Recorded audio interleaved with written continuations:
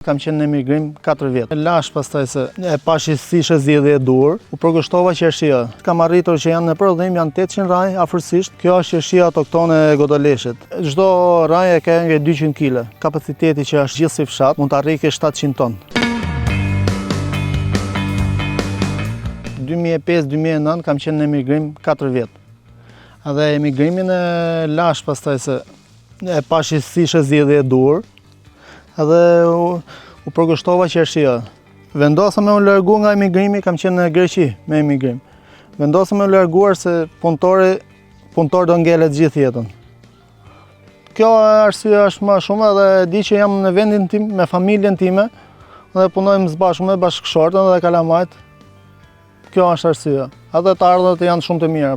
Ne kemi filluar me 100 raj.